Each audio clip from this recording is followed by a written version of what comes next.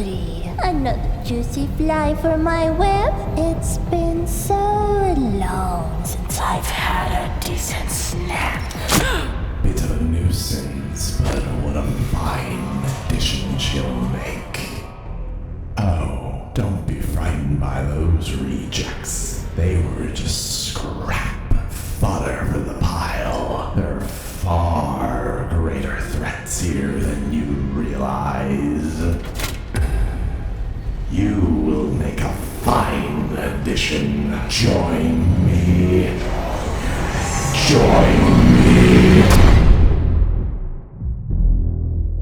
Hello Internet, welcome to Game Theory, the show that's constantly reaching and stretching for answers. So, kinda like the nerdier version of Mommy Longlegs. And welcome back to our coverage of Poppy Playtime. Probably should rename the game Poppy-less Playtime, since 2 chapters in and we've spent like 5 minutes with the character. And of those 5 minutes, like none of it's actually been playing, so just a clickbait title across the board. Last episode we broke down 2 of the biggest mysteries people were asking about this latest installment. The first was figuring out the real identity of our little doll here. In my very first theory for the game, we concluded that Poppy was created using the soul and body parts of Stella Graber, an employee of Playtime Co. However, this chapter revealed that Stella was still very much alive when Mommy Longlegs was introduced back in the 1990s. Considering that Poppy was invented in the 1950s, timeline didn't really work out. So, who then is Poppy? Well, it turns out she's the adopted daughter of Playtime Co.'s founder, Elliot Ludwig, a girl who died tragically sometime in the 1960s. According to evidence in the game, he managed to revive her inside the Poppy doll, but was unsure of how he did it. This led to thousands of experiments where he tried to harness the power of poppy flowers to bring toys to life. Experiment 1006 would be the one to prove successful, giving rise to a new type of living toy, the prototype. This monster made up the other half of that previous theory, as we looked into the big pointy-clawed beast. It's an experiment that we're told is smarter and more dangerous than any other experiment in the factory, considering we've been up against this, and this, and this.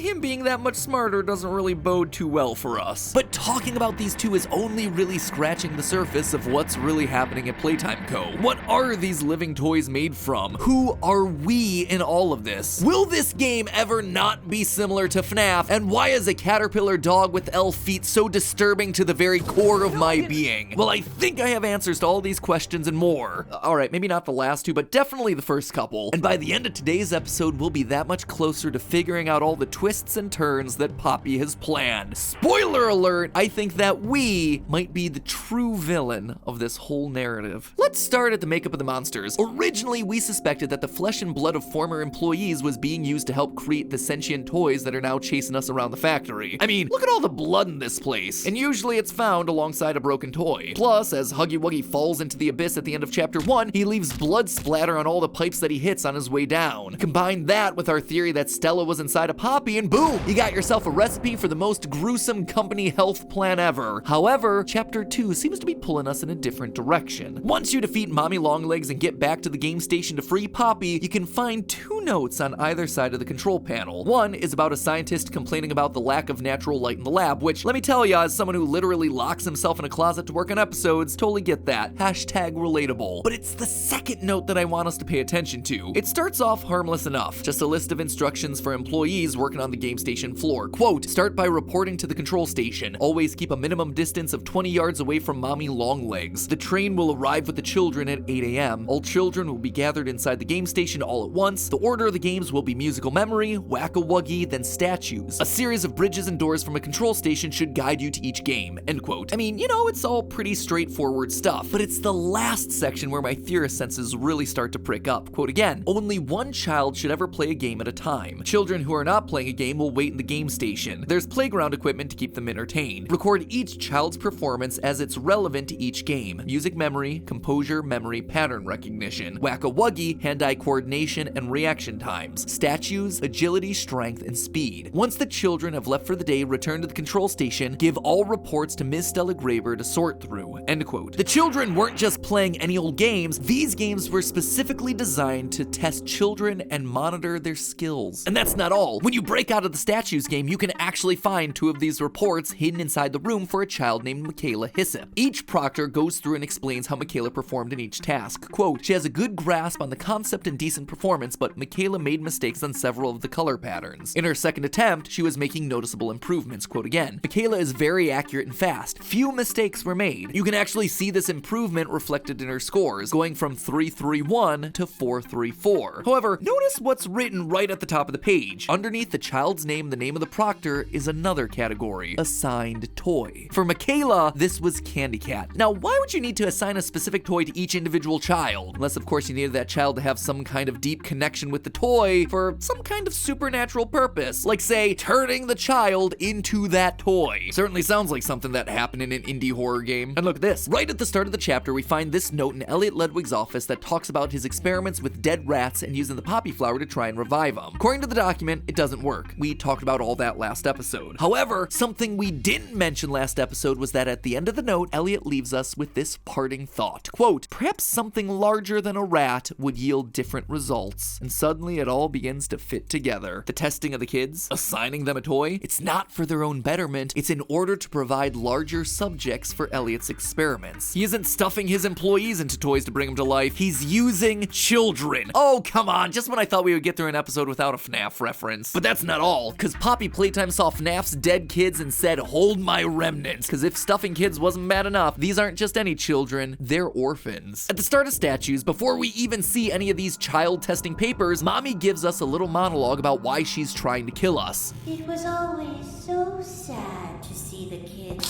grow. They called me Mommy because I was the closest thing they ever had to one.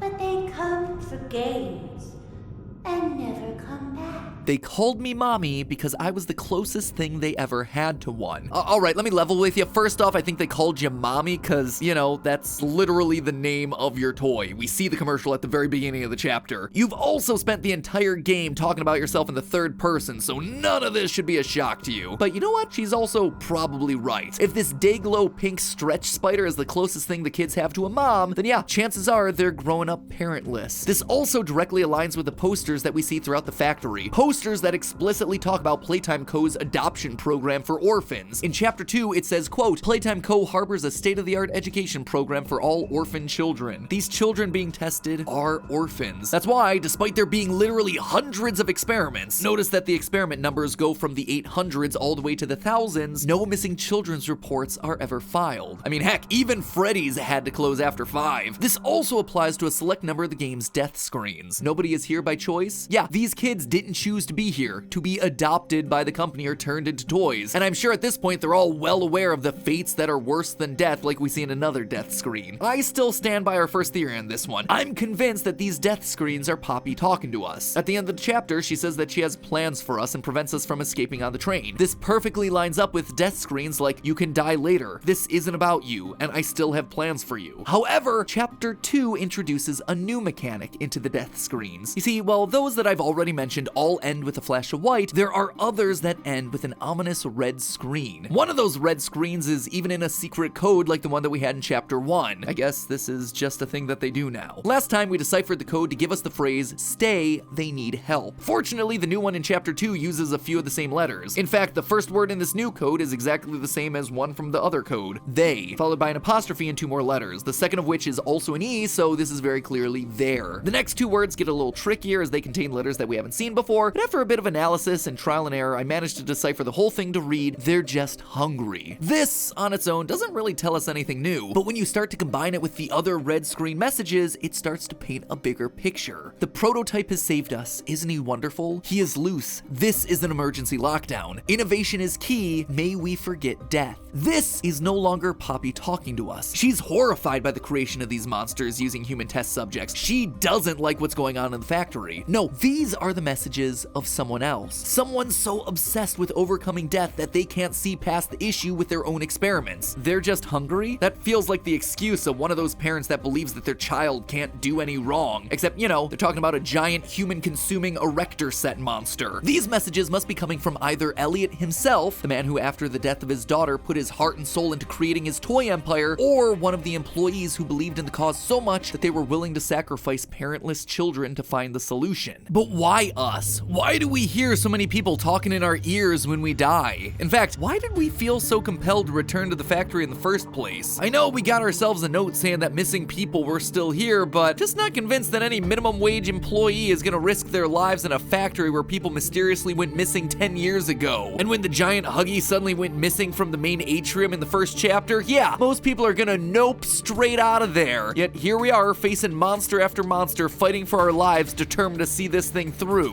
Why? I've actually been thinking about this since chapter 1, but at the time I just didn't have enough to give a definitive answer. Then here we are in chapter 2, and Mommy says this. But you worked here. So if anyone deserves to die alone, it's you. How does she know that we worked here unless she recognizes us? We know, thanks to tapes from people like Marcus Brickley, that most employees weren't aware that the factory was creating these giant living toys. I took a peek beneath the gate, and some massive bloody thing was doddering about the bloody hallway. Thing? You're sure it wasn't a person? Ain't no person that's 50 feet long with 1,000 legs. Marcus, you're losing me. Maybe you just saw a bunch of people walking by. Look, it wasn't people, alright?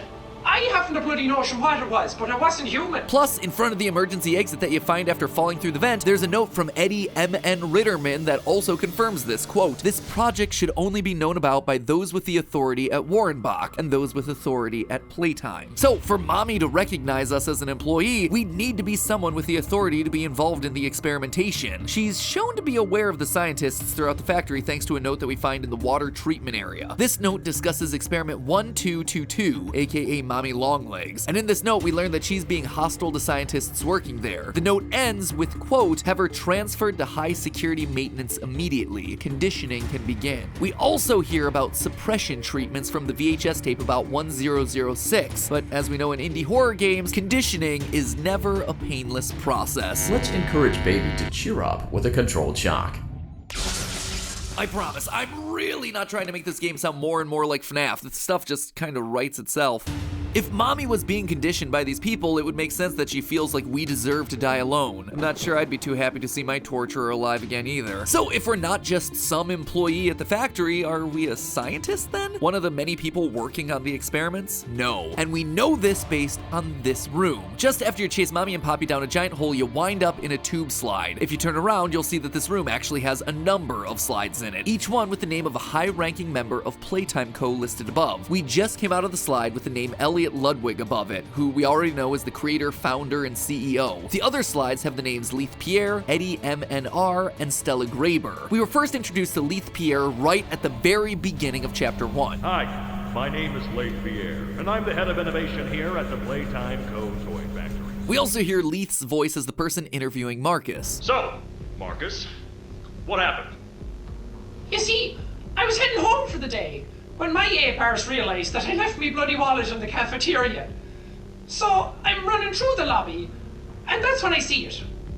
A mop handle lodged under the innovation wing gate. Now, what Marcus said there might seem insignificant, but it's not. It's Jacksepticeye. Of course, he's going to be important for the lore. Before jumping into the hole after Mommy and Poppy, if you look around, you can actually see 5 corridors that lead to different wings of the factory, like the game station and innovation. 5 slides, 5 different wings to the factory. So if this is truly a center point leading to all the different wings, and all the slides lead from high-ranking members' offices, it would stand to reason that each name is associated with a different wing of the factory. For example, one of the wings is labeled PLAYPLACE, which sounds very similar to where Chapter 3 has taken place, PlayCare. We know that Stella is someone with authority at Playtime, as she was in charge of sorting through all the orphan kids' test scores, and is therefore the one that would decide which kids move forward on the train headed to the next stop, PlayCare, where she could then monitor and begin the experimentation process. And as Stella's voice is heard in the game station, it would lead me to suspect that Stella's in charge of all play elements of the facility, so the PlayPlace would likely come under her control. This leaves us with 2 wings left, research and production. Eddie MNR is a bit hard to pinpoint as we've only ever had 1 letter from him, but his note does refer to the creation of the lab that these experiments are taking place in. As such, it makes the most sense for him to be the head of research, or some similar sort of title, which leaves us then with the production wing. And you see, this is where we come in. You see, there are 4 slides with names that we've already mentioned, but there is one more in the right-hand corner hidden in shadow. I suspect that this one is our slide. Somewhere someone who is high enough at the company to be aware of the living toys, someone important enough for mommy to recognize, someone with an elite enough title that they got their own tube slide. We are the head of production. We're the ones putting these toys together, using the parts of the children from the game station. And when the toys malfunctioned and needed conditioning, they'd be sent right back to production for us to fix the faulty product. That is why we're here. It's the only wing of the factory that's left unaccounted for. It explains our role in the narrative. It explains why mommy recognizes us and why we're back, to either atone for our sins or to burn the entire place down so no one ever finds out what we did here. But that's not the end of it though. If I'm right, and this is meant to be our slide, we've actually been given a name. I mentioned that the 5th slide has no name above it, but the letters for the sign do seem to be present just on the floor. Jahyeonbaim.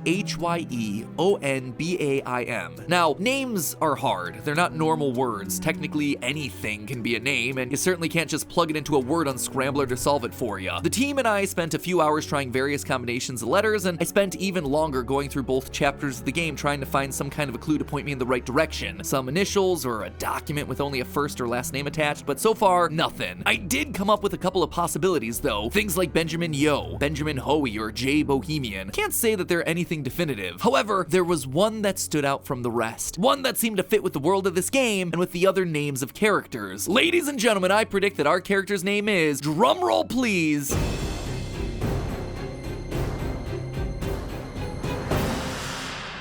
Jamie B. Honey. Feels like it fits into a toy factory, doesn't it? We are Jamie B. Honey, the head of production, returning to the factory to try and undo all the wrongs that he and his co-workers committed all those years ago. Or, you know, we're trying to make sure that everything stays buried. We were vital to the production of these living toys, turning them from regular plastic and fur into the hellish nightmares that we see. And the future chapters are only going to reveal more monsters. And maybe it'll confirm the fact that in this story, the humans were the real monsters all along. But hey, that's just a theory. A game theory. Thanks for watching.